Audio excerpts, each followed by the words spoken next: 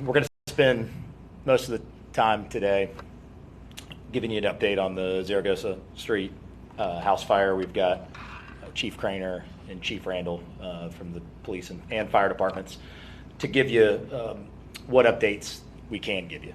Obviously, it was just a few days ago, and there's still a lot of activity around this. So, but I just want to give a huge thank you to our firefighters, our police officers who responded, and perhaps they can talk in a little more detail about some of the heroics that took place on Friday afternoon. And I was able to reach out to most, if not all, at least the police officers and the firefighter that was first on scene. And obviously, I would say, certainly an emotional day for the city when a child is lost. An emotional day for the city was for me, and I know those folks that responded. So again, active investigation across all fronts. I just want to preface that you might be asking questions that we can't give answers to, but I'm going to let Chief Craner and Chief Randall give us additional updates. Before we get to that, real quick, I'll give you updates on a few other things, since I know that'll be the bulk of our time. The update with the Club Climax shooting. I had a meeting Wednesday with the ownership of Club Climax. I think we had sent out an update to you guys before the end of the week was out to kind of give you an outline of the actions that had taken place. We have a letter we'll provide you today that we are sending to the owners, that they're aware of, that we're sending them a letter. But it talked about the CEPTED assessment, and it'll be mentioned in there that our police department has conducted. There will be a report, but like with any CEPTED, that it's not a public record. This is obviously it's confidential under public records law, because it talks about the safety and security of a building and potential opportunities for it to be less safe and secure. So certainly there's sensitive information in there, just so you know. But that is something that has already been conducted, and we'll send this letter today, and we will send a letter to the neighboring property owners as well. That has not gone out yet, but we will send them just to give them kind of the lay of the land, so to speak, of where we are. But as I mentioned number one, I'm encouraged in the fact, and you'll see in the letter, I'm encouraged in the fact that the ownership is taking this seriously. They know we are taking this seriously. Chief Randall and his team was there at the meeting as well. So that was the first encouraging sign, that this was not going to be an adversarial discussion, but a collaborative discussion, that we know it's a problem and it's something that we have to address. So that's good. And we'll continue to build that relationship between the police department and ownership, that they know where to find us, how to get us, we know how to find them, and continuing to build on something that is of deep concern to all of us. But I ended the meeting saying I do not want to meet about this again. This will be the last meeting about this. We've got to take this seriously. So I appreciate the owners for taking it seriously, meeting with us. Really, on a dime. From when we asked them to be there, they were there that day. So I do want to thank them for that, and I really look forward to seeing how this improved partnership and collaboration between our police department and those and the property owners continues to grow moving forward. So there's that. The other last thing I wanted to update before we get back to the house fire is the Truth for Youth building. We were able to confirm through I believe it was the court records or the clerk, that the lien is off the property. So I talked with Reverend Powell late last week, I forget which day, that he had said he had found a bridge loan for 8 months, and that it would now postpone or really get rid of the auction. And so certainly we were trying to keep an eye on that to make sure that it wasn't final when I had that discussion with him. So we still kept a close eye on that the auction would have been tomorrow. But we did get official confirmation that auction is off. So I'm happy for Reverend Powell, and certainly hope nothing but the best for the future of that building, and hope that they continue to grow and prosper in the way that they want to there on that site. But the good news for the city is we have a historic building, still saved at this point and not put into limbo. about what the potential future could be or a possible demolition. So we're really excited about that. So with that, I'll just have Chief Craner come up and give you a quick refresh on Friday and any updates, and then we got Chief Randall here as well. So thanks, guys. Hello, thank you. Jenny Craner, Fire Chief. First of all, I want to say our heart goes out to the family and certainly the community for the tragedy, and to highlight that although a child was lost, there are 2 siblings that are still receiving medical care and are still in serious condition. So we certainly, our prayers and thoughts are with them. One of the children, the first child that came out of the home, a police officer on patrol was able to assist the child near the door and bring the child out of the home. The second child, when fire crews arrived, one of our firefighters without a fire hose line was able to just get his mask on quickly and get inside of the home and rescue that child. And that 30 seconds made a difference. And just to highlight that, I want to tell you that in a fire, after 2 minutes, the temperature at the floor is 200 degrees. And the temperature here is 600 degrees.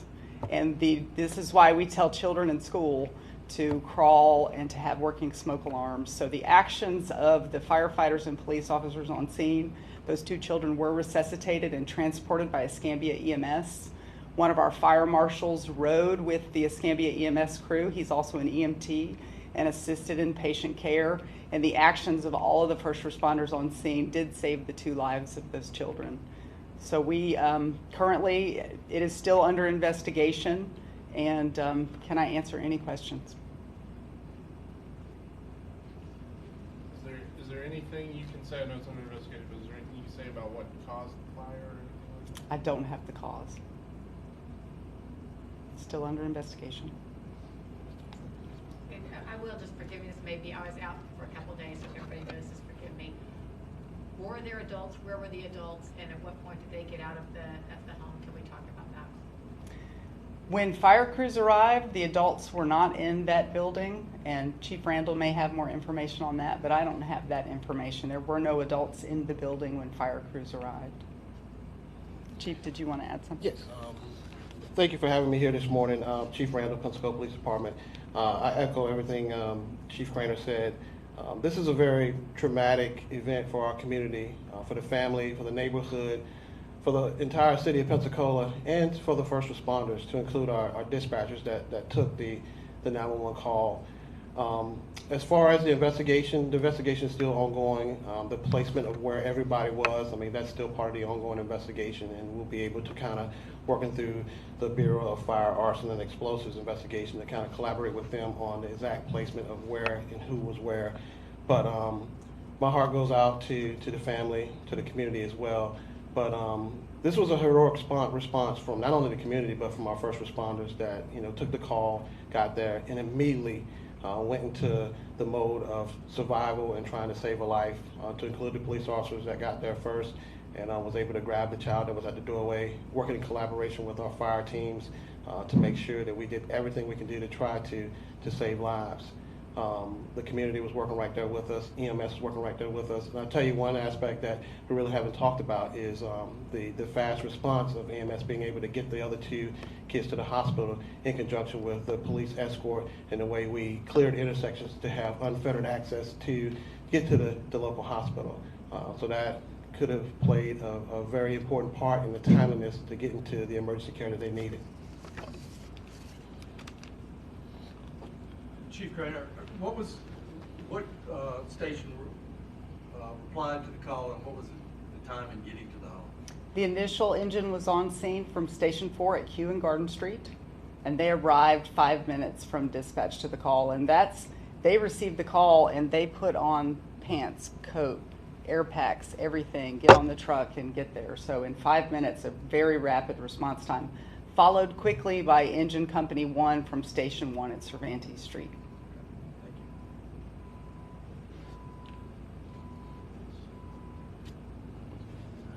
Thank you, All right, guys. thank you. All right, thank you, and just can't say it enough. Thank you to all the our first responders. I mean, again, getting to hear and talk to some of them on Friday. You know, it's just because your police are firing, doesn't make these situations easy on the mind and emotionally. And so huge thank you to them. And as I told a lot of them, certainly,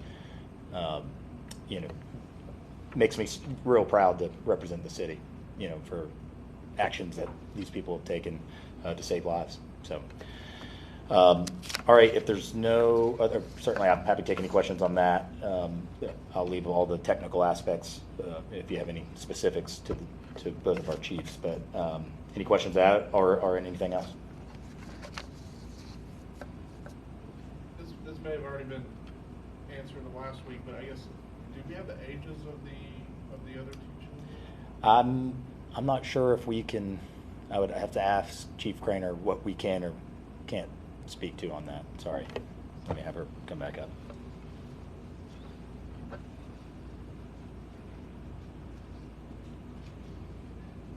We do not have the ages officially released. I believe the family has spoken with the press and spoken to some ages, but they were children.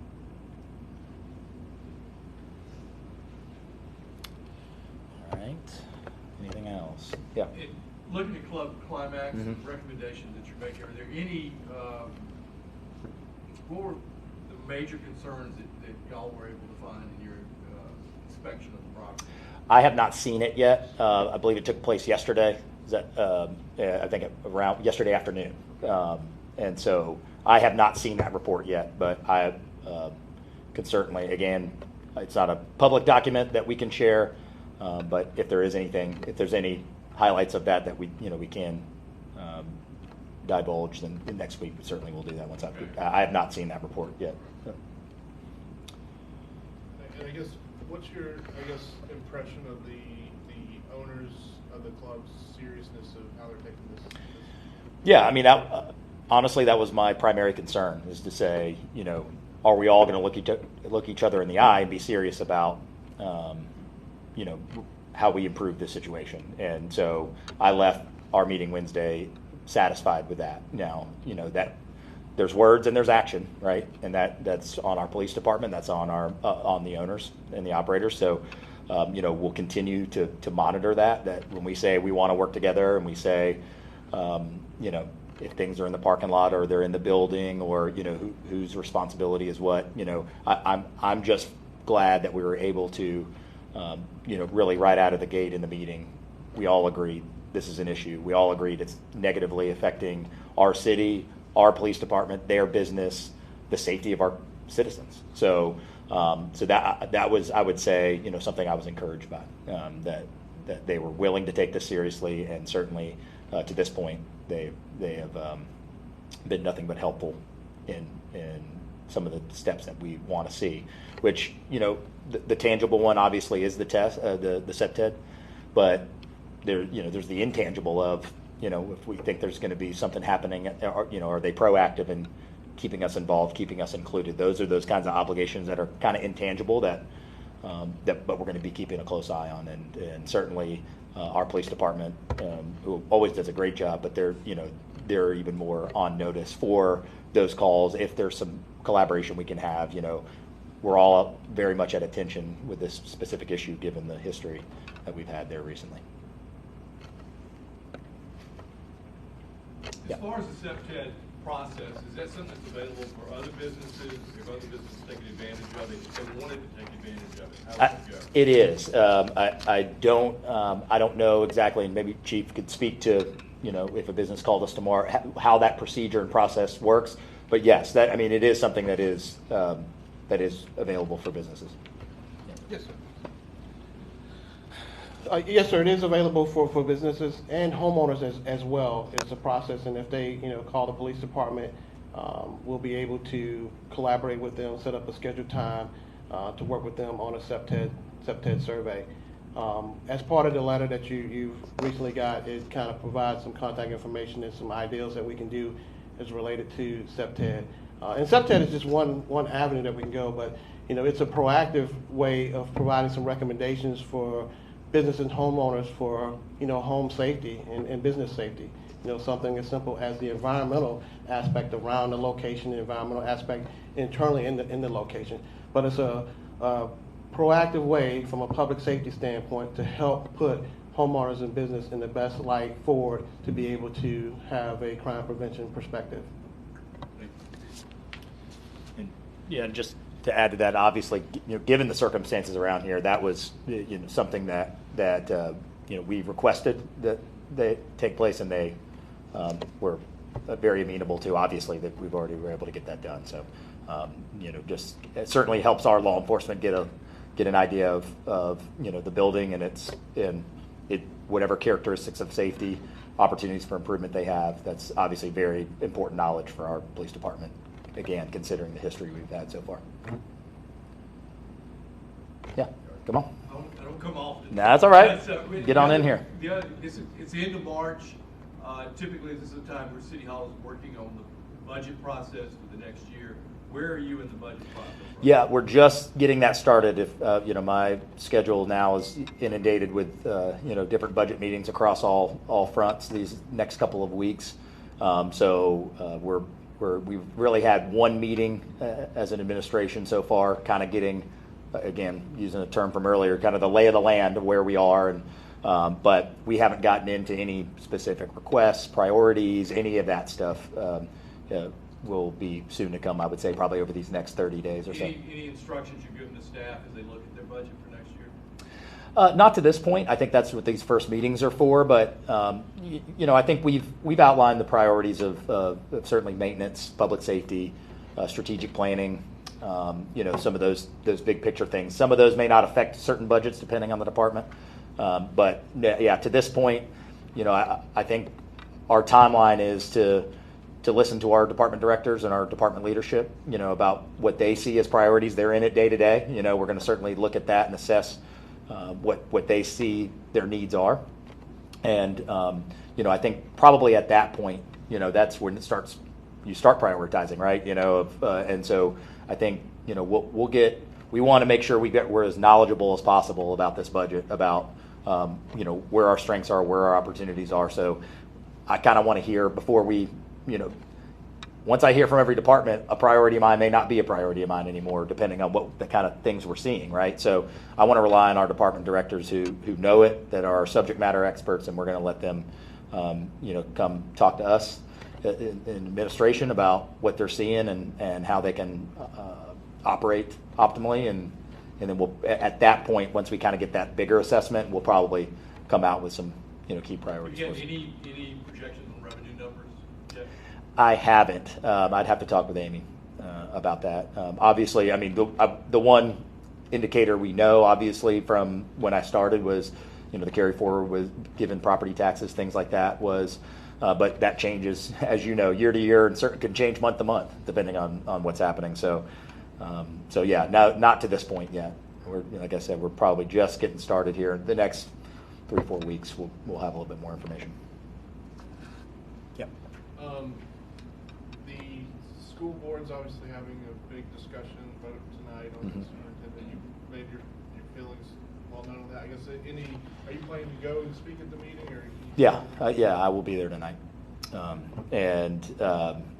know the meeting went well into the night last night, but yeah, my intention's yet to be at the meeting and speak to it. Yeah. Yesterday at the City Council Agenda Conference, there were some questions asked about an item to give, I think it's $370,000 to Reeves to purchase the Pathways for Change building. Mm-hmm. I guess, and Council President Wiggins had some questions about, obviously the Executive Director of Pathways for Change. I guess, can you speak about this item? Yeah, I mean, well, I can't speak to the technical aspects of this item. This is an item that's been going on dating back to 2019. This is bringing closure to an item that was, certainly well before I was either mayor or running for mayor. So, really, it's kind of the question that Rick asked about the budget. I rely on our experts in housing, and whatever process took place in 2019. My understanding is really nothing has changed, at this point, and and the council president's made his feelings known about REAP, and there is I won't get into details of what that 370 actually is. I'd defer to Marcy and Meredith to answer any questions you have on how that number works and where it's going. But he's made it clear in this meeting and previous meetings that he won't support anything that has to do with REAP, and certainly respect that decision, like any decision from a council person, and we just move forward from there. But as I said, this is something that's been on the burner for several years now, and we're just nothing new has happened in this, just trying to bring it to closure. Are you worried about the perception it creates, though, with the city's giving money to an organization that's then going to buy property from another organization that is run by your mom? Yeah, I mean, of course, yeah, you always think about those things, and what any optics that would be. I'll tell you my intention at the meeting. It really, the reason I'm not going to speak to any specifics, or any feelings about this is, number one, I wasn't here when this process started, and number two is, I certainly understand that, and I don't want the optics that anything has changed or that I've been promoting, anything whatsoever regarding this topic. I plan on introducing the item, bringing up our housing department in Thursday's meeting, and I won't be speaking at all or sharing any opinion or anything that could be considered influence to this subject. The flip side of that is, for something that has been now going on 4 years that involves federal funding that I wasn't part of, to just take it off the table because of that, I don't know if that's the best direction for the city either, or the fair direction for REAP or anyone else. So, yeah, it's obviously, a tightrope thing that, we're always going to operate above board, and be as transparent as possible. This is, one of those things that certainly it does, cause some complexity, but as I said, I don't plan on sharing opinion or speaking anything to that. I'll let our housing department, who was here when this started, and I wasn't, to kind of speak to trying to again get this thing to closure. Do you have any obviously the REAP audit was ordered, and it was done in February, and REAP responded to that, and they had a chance last night during the council budget session to ask questions of REAP. Nobody really did, other than there's some council members who kind of praised REAP for being one of the only organizations out there doing this kind of work in the city. I guess, do you have any thoughts about REAP at any organization, as an organization? Yeah, I mean, aside from the topic you just mentioned for just REAP in general, I can speak to that. I think when we've asked them to answer the bell in having some issues in our community, I think Councilwoman Breyer mentioned it yesterday that when we had the ice storm, we had the freezing temperatures, sub-freezing temperatures.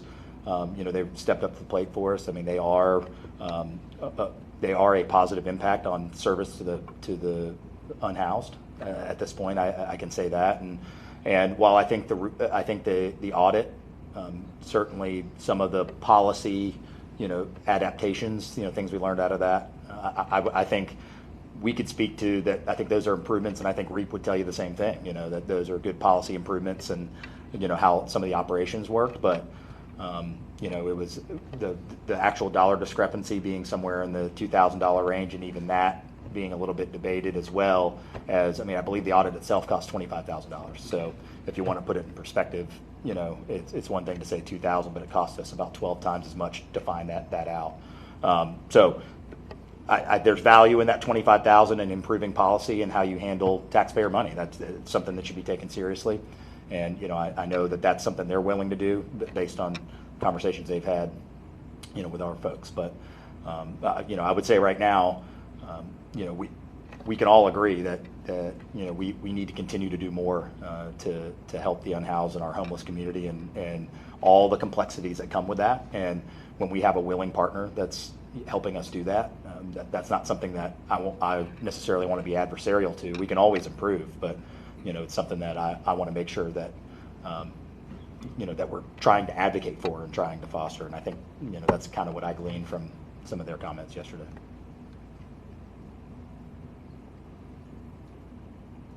Anything else? You good? All right. Thanks, guys. Appreciate it.